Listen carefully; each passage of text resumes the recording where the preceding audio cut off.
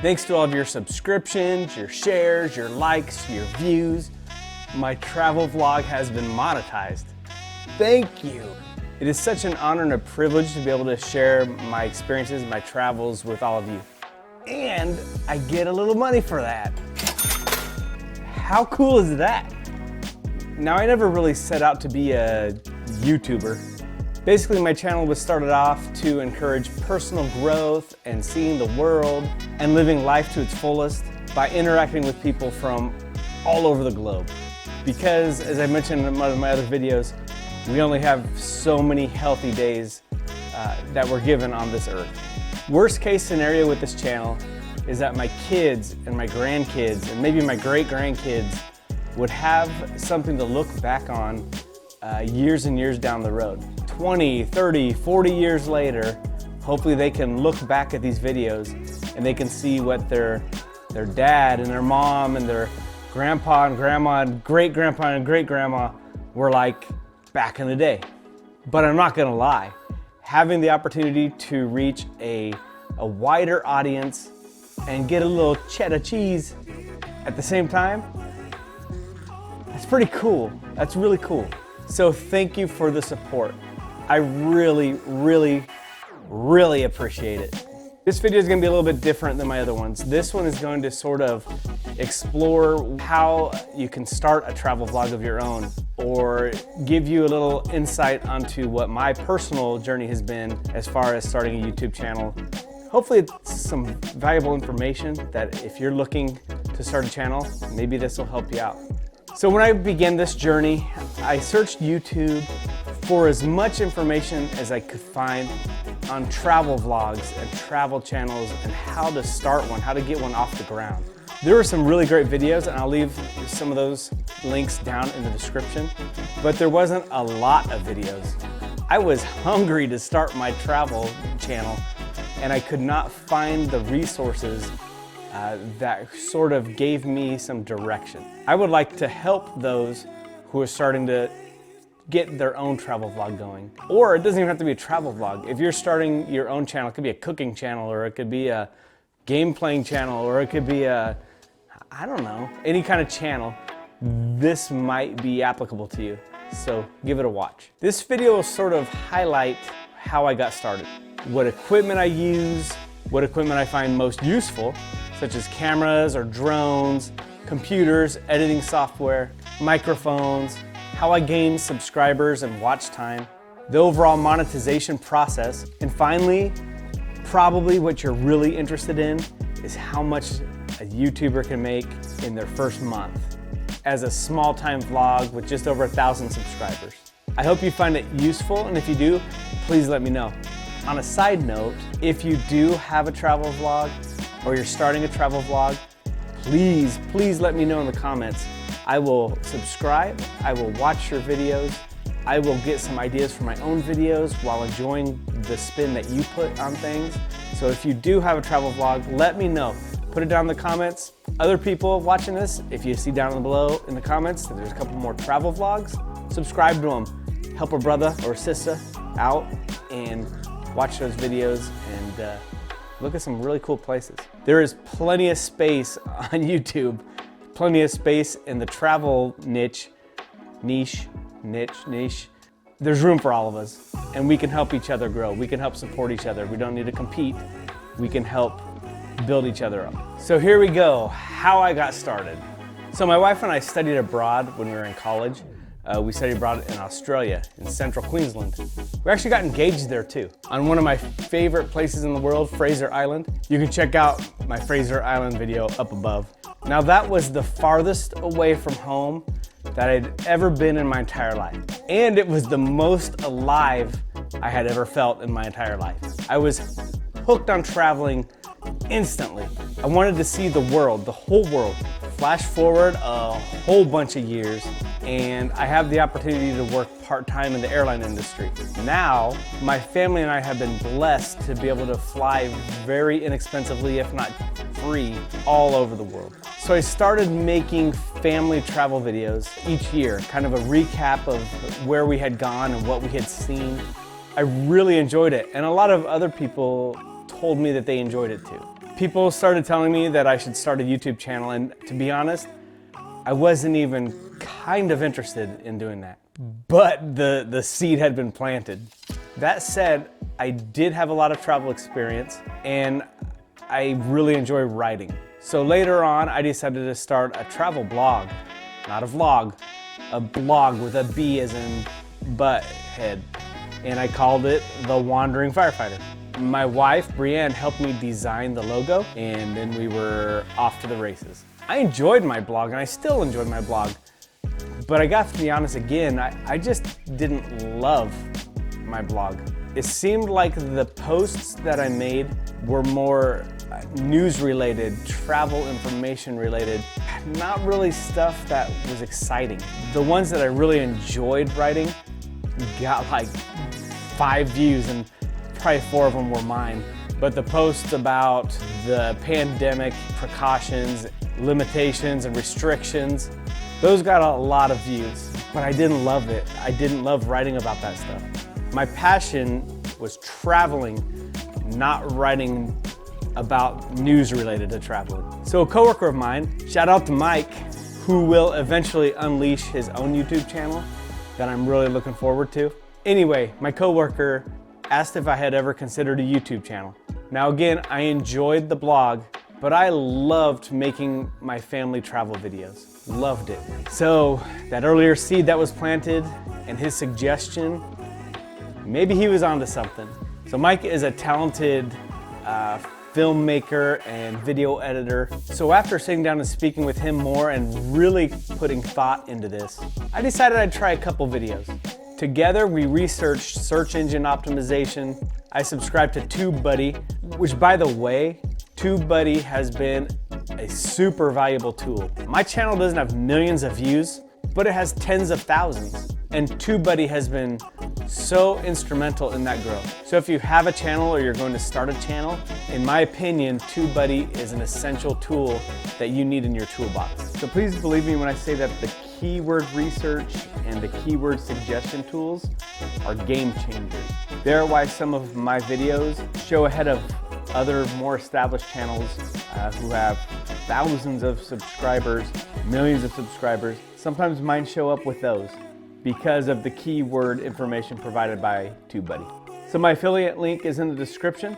Click on it now to learn more and to set up your account. If you're gonna have a channel, I can't stress it enough, go sign up for TubeBuddy. So after we learned how to figure out the YouTube SEO and all that business, my ideas began to form a little more concretely. I had tons of other footage from previous trips that we took, but it was never really with vlogging in mind. But my wife and I had an upcoming trip to Florida, and I decided that would be the time to really try to make it a trip where actually vlogged with an audience in mind and all that. My fear was that vlogging might begin to dominate my trips, that I wouldn't enjoy my trips as much because I was focused on getting this shot or going to this destination or talking to a camera versus just enjoying the moment. Sort of like that scene in The Secret Life of Walter Mitty. If you've followed my channel at all, you know that's one of my favorite movies. But that scene when Sean O'Connell and Walter were on the top of the mountain and they had the ghost cat in his lens. They had the ghost cat in frame, and Sean didn't take the picture because he wanted to stay in the moment. That's kind of what I was fearful of, was that it would turn into not enjoying the moment. But really, I couldn't have been more wrong. It added a whole new perspective, a whole new dimension to our trips. The thought of vlogging got my mind just racing 1,000 miles per hour. Like, what can we do? What can be our next step? What can be our next place to go? Where do people want to see? What do they want to see done in case they want to go there also? What sort of cool and interesting things would I want to see as a viewer of another travel vlog? And how could I maximize our short time there? How can I get the most bang for my buck? How can I get as many videos as possible out of one trip? Well, for starters, we were going to stay in a floating house in Key West. I would want to watch that as a viewer. I would want to see what that experience was like. I would want to know if it's something that I wanted to do in the future, because I thought it was a unique and exciting place to stay. Bree wasn't as excited about that side of it, but she also gives me a little bit of a leash, I guess you could say. So why not do a video on that? I also love beaches. I love beaches so much. I love the ocean. Why not do a video on that? And I love key lime pie. So why not go try all the key lime pie that I can and then do a video on that? So it was really exciting. It was like an exciting video scavenger hunt. We were racing all over. We're like, okay, how many beaches should we visit today? Which beaches? Will we have time to go from point A to point B? While we do that, can we stop and get a piece of pie? And then how can we edit it to make it separate videos, but in a manner that made sense as far as logistics go? And decided to just start going. So we did. So that is one of the key pieces of advice for you. Just start. Just do it. Just start. Don't worry about the finished product. Don't worry about the editing. Don't worry about how polished the content might be or how rough the content might be. Just start. Just use your phone and start videoing some of the places that you have been blessed to visit. That's what I used initially, was my iPhone X, my iPhone 10, and my GoPro Hero 7. Now I'm getting ready to upgrade to the Hero 10. I'm pretty excited about that. You can find a link in the description on where you can purchase the GoPro Hero 10. So after an exciting experience and after obtaining what I thought was going to be some pretty decent footage to put some videos together, we returned home and I started the editing process. And the end result was a playlist of the Florida Keys. I had 3 videos. I put them together in a playlist. There you have it. My first playlist. Now this is a matter of preference and it's debatable. There's pros and cons to everything. My favorite editing software is the Cyberlink Power Director. It was referred to me by another person, another coworker who has a YouTube channel, and he's a fellow firefighter. His name's Jason Mason. You can check out his channel down below also. His son is now the legendary Iowa Hawkeyes hype kid. And he has one video that has over 60,000 views or something like that. So go check out the Iowa Hype Kid. It's great stuff. It's hilarious and it'll get you hyped. It's an awesome thing that he's able to do with his family. I love it. Anyway, I love Power Director. The 365 option updates all the expansion features as they come out. And man, those features have grown a lot in the past year and a half that I've been editing videos. I also have a Power Director affiliate link down below. And the reason I have these affiliate links is because I like what I'm using and I like to pass that on to other people. If it'll help you, great. And it's also a cool way for someone who's a YouTube channel to hopefully get a little extra revenue into their channel. So if you're starting a channel, be sure to look at different affiliate programs, different sponsorships, stuff like that. It'll help you. But Power Director, in my opinion, is super user-friendly, it's reliable, and it helps me create what I think are some pretty cool videos. There are other options available that are probably pretty similar, or some that you might like better, but to this point, Power Director is the one for me for a lot of reasons. They also have a pretty cool mobile app for creating quick videos while you're on the go. So anyway, long story short, this is how I started my journey to becoming a YouTube content creator. Next, we'll start talking about some of the equipment that I use. So I mentioned that I started filming with my iPhone and my GoPro. I still love them both and they're still invaluable tools for capturing video, but they also have their own limitations. And the other thing that really had its share of limitations was my old laptop. With 4K video and action video editing, the laptop would freeze over and over again. And it was so frustrating. It was my fault, I should have saved it more frequently. But so frustrating when you have been working on a video for a half hour, you forget to save it and it freezes. Ooh, that's so frustrating. But anyway, I needed an upgrade. So I did some research and I went with the MSI Raider. It's basically a gaming laptop, but a lot of the same specs that you need for games are what you need for editing videos.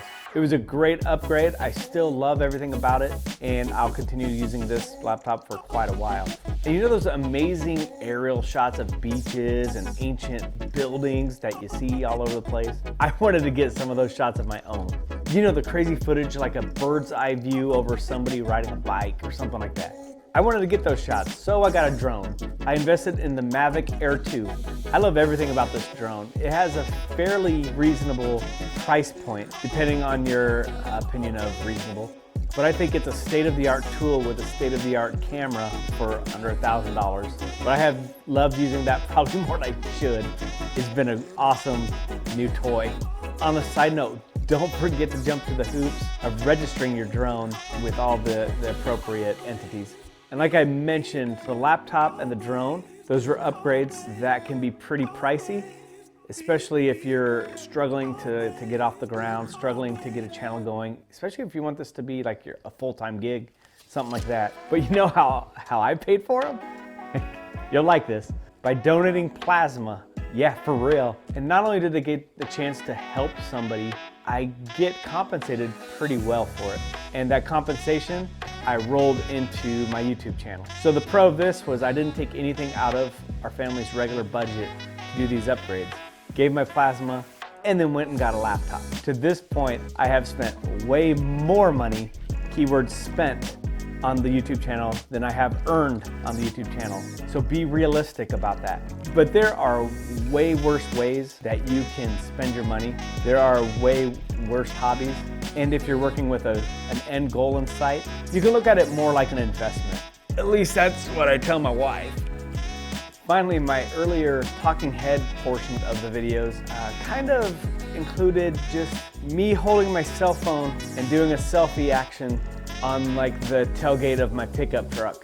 Or I might have been sitting in the bedroom of my fire station. No lighting, no microphone, no vlogging camera. And I didn't want to spend a whole lot more. But with the help of some plasma donations, I was able to purchase the Canon M50. I gotta say, I love this camera for vlogging. You can also find a link down below on where you can purchase that. I think it's a great entry point camera, maybe even a mid-level camera, at least in my estimation. And it was available at a pretty reasonable price and can do so much more than I can even kind of think of tapping into. And it doubles as a great camera for my wife to take pictures of our girls in their sporting events. So check out the Canon M50. I really love this camera. So we'll go back to the whole selfie camera. There's definitely a use for that when you're vlogging. You're not gonna want your Canon M50 for hiking a cliff or jumping into an ocean. You know, that's what the GoPro's for. But I did want something a little bit better for like a portion of the video, like you're seeing right now. So I borrowed the lights that my wife had purchased for some photography. I bought some plywood, and I bought a fabric map from my daughter that she had on our wall and no longer used. It's that one back there, right behind me. And I made myself, well, a makeshift YouTube studio. The cost of materials was probably 30 bucks. And as far as the quality goes, I think it's a pretty far leap ahead of where I used to be sitting on the tailgate. But it wasn't that huge of a change, and it's not a space demand, and it's not really a huge financial obligation. But I wouldn't be surprised if this whole look, this whole setup evolves over time as I get more experience and want to do different things. Next, we're going to talk a little bit about Fiverr. Maybe you've seen like fancy YouTube intros or fancy graphics or animations, sort of like my channel's new intro. Or maybe you've seen like voiceovers or awesome graphics or whatever. Although we designed the logo on our own, I have no idea how to do animation. I have no idea how to do a lot of the cool stuff people can do. That's where the Fiverr website comes into play. On Fiverr, you can find freelancers who specialize in graphic design or animation. You can find people who can design and create things like merchandise for your channel. And you can find people who can market your channel better than you probably can if you've never done it before. And you can find people who can help you with technical issues with your YouTube channel or with your website if you have one. And they are usually a whole lot cheaper than some of the other mainstream options. If you use my Fiverr link below, you'll get a 10% discount, so you can't beat that, unless it's like a 15% discount or a 20% discount, because that would beat 10%. But seriously, take a look at Fiverr. There's some really smart and really talented people out there who are ready to go to work for you in a matter of minutes. They can really help your brand and your channel grow. So after I'd sort of laid the groundwork and had some videos under my belt and had some more experience with the editing and all that kind of stuff, I had grown a pretty solid base of subscribers who were probably mainly my close friends and my family. But I decided it was time to branch out and try to grow the channel, try to reach a broader audience, and hopefully more subscribers. And one of the huge milestones for a YouTube creator is when they have the chance to complete the monetization process. At the time of this video, those requirements include 1,000 subscribers and 4,000 view hours within a 12-month period. And your channel and videos must align with YouTube's policies and community standards. I'll back up here a little bit though first. You've probably heard it before and you're probably gonna experience it, but I'll back up the claim. It is very difficult to get 100 subscribers, let alone 1,000 subscribers. That almost seems impossible at the start. Now I have about 1,700 family and friends on Facebook. So my initial thought was, oh, if I can get 1,000 of them to subscribe to my channel, bang, done. I got 1,000 subscribers. Surely 1,000 of my family and friends will subscribe to my channel, right? No. Evidently, asking someone to subscribe to your YouTube channel is more of a commitment than marriage to a lot of people. I'm not even joking. I think it took my own daughter like 4 months to subscribe to my channel, and she's in a lot of the videos. So it's just kind of a strange situation. But over time, more and more people begin to see your content. More and more people begin to know what to expect from your channel, and then they know if it's for them or not. My channel's not for everybody. Other channels aren't for me. Some of them are. There's nothing wrong with that at all. I don't take offense if someone doesn't like my channel or likes me. I take offense if they don't like me. I'm a people person.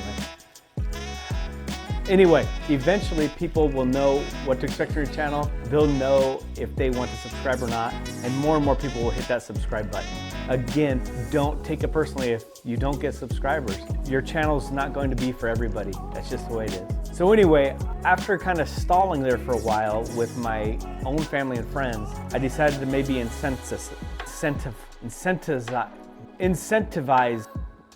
encourage. I needed to encourage them to subscribe to my channel. At this point, I had started a Wandering Firefighter Facebook page also, and people seem to be a lot more likely to hit follow on your Facebook page than they are to hit subscribe on your YouTube channel. So that audience was growing a lot quicker than my YouTube audience was. At that point, I had about 600 Facebook followers, but only like, I don't know, 80, 85 YouTube subscribers.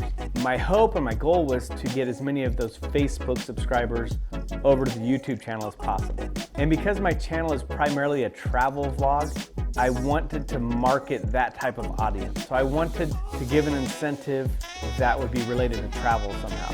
That makes sense, right? You want to target the people who are going to be watching your videos, not just hitting subscribe, but actually wanting to watch your videos as well. Those who are more interested in travel are probably more likely to watch a video about travel.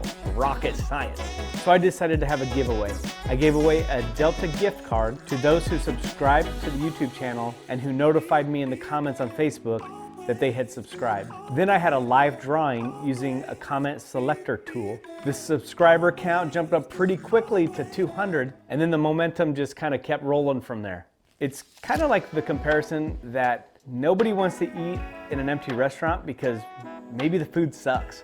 But you see a crowded restaurant and you're thinking, man, maybe there's something there, I better go try it out. Well, the more subscribers you get, the more others tend to subscribe as well. People think if 800 people like this channel enough to subscribe, I bet I might like it too. And then they hit that subscribe button. The snowball effect is real and the growth becomes pretty exponential. Oh, and something important along those lines is don't be afraid to ask for subscribers. I'm going to do it right now.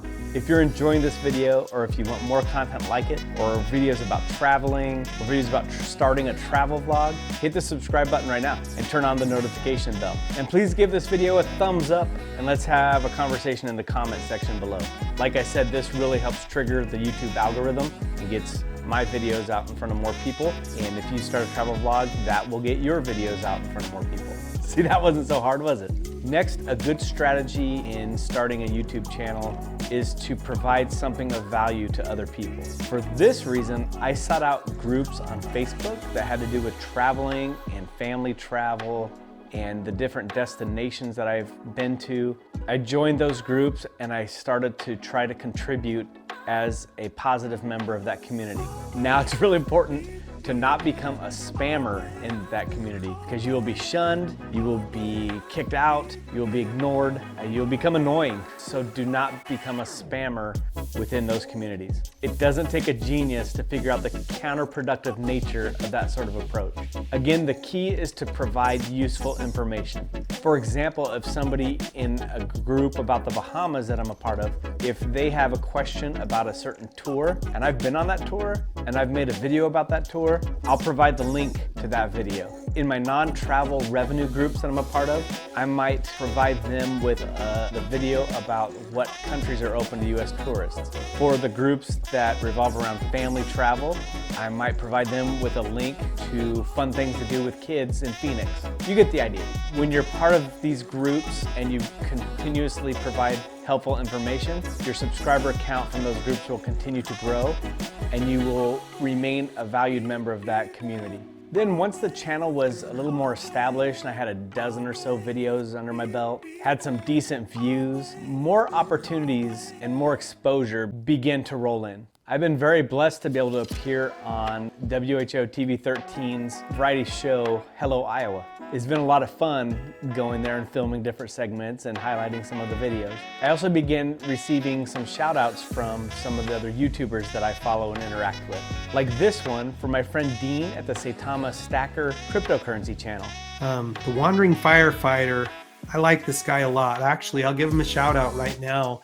He actually has a YouTube channel called The Wandering Firefighter where he travels around, and it's like the most laid back, just friendly guy you'd want to have lunch with, talking about these vacation spots and actually doing some quite nice editing on his videos. But if you can't travel right now, watching his videos is kind of fun.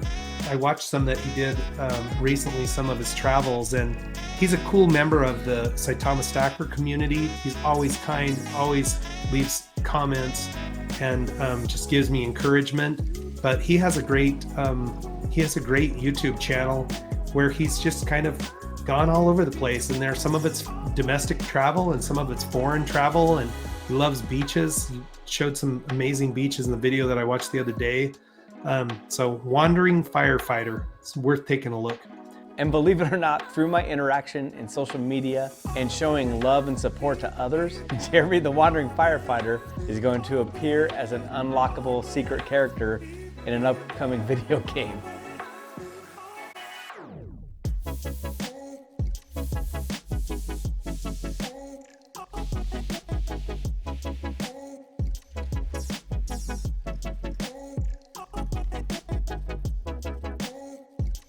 The game will be out in 2022 and it's called Super High Dunk.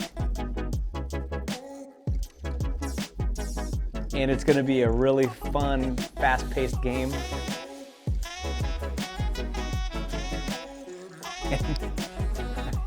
I'm going to have a character in it.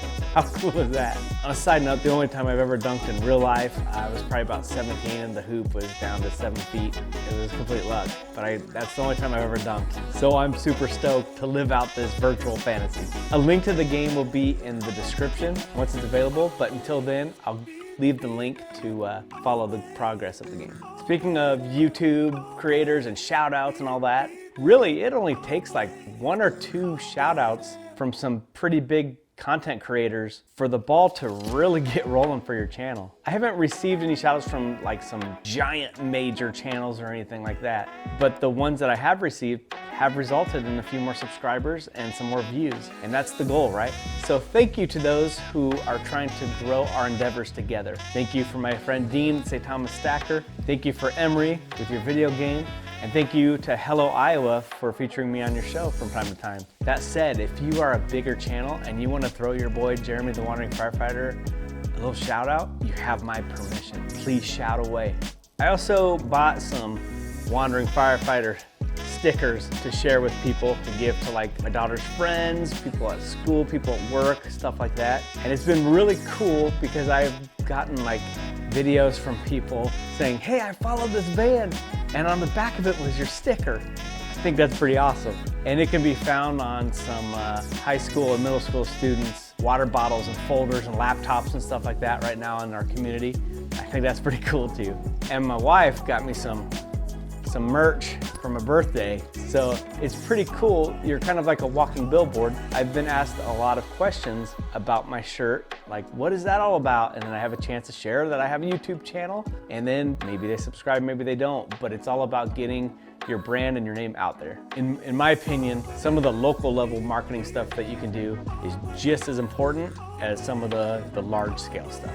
Perhaps most importantly to me, at least in my opinion as a human being, is that many of these shout outs and these opportunities came about because I demonstrated love, support for other people. In turn, those people feel good about giving me support and getting my product, my channel out there. With the exception of a few envious haters, there will always be haters. If you give love and encouragement, you usually get love and encouragement back in return.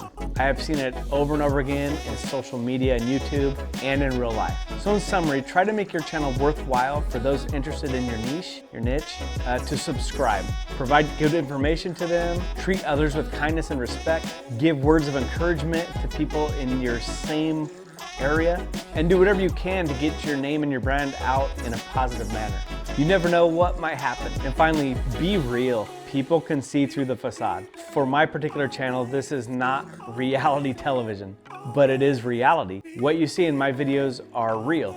They're not staged, there are no actors, there's no scripts, and sometimes I really open up and tend to let others see what makes me tick in a pretty public, non-private format. My life and channel motto is die with memories, not dreams. And I hope that is what viewers and subscribers see when they watch one of my videos or read one of my blogs. So now that I've caught you up to speed on how my channel got started, how it progressed, what kind of equipment I like to use, and hopefully where my channel is going from here, let's talk about the part that's interesting to a lot of people and was particularly interesting to me before I got to the monetization level. So how much does a new YouTuber make? So basically, I'm closing in on retirement. Not like financially from this channel or anything, but I'm just getting older. So every day I'm closing in on retirement. But speaking financially, the Wandering Firefighter YouTube channel is currently clearing about $1 a day, or about $30 or $40 a month, give or take. But YouTube doesn't pay out until you reach the $100 threshold, and I haven't reached that threshold yet. So I have yet to receive any money for my channel, but I will let you know when that milestone occurs. So to put it in real numerical terms, my channel typically receives anywhere between 1,000 and 5,000 views per month. A lot of this depends on how frequently I post. I have been on a bit of a hiatus after our last trips due to some of my life responsibilities and other aspects. And a couple of the trips we went on, I just didn't feel like videoing.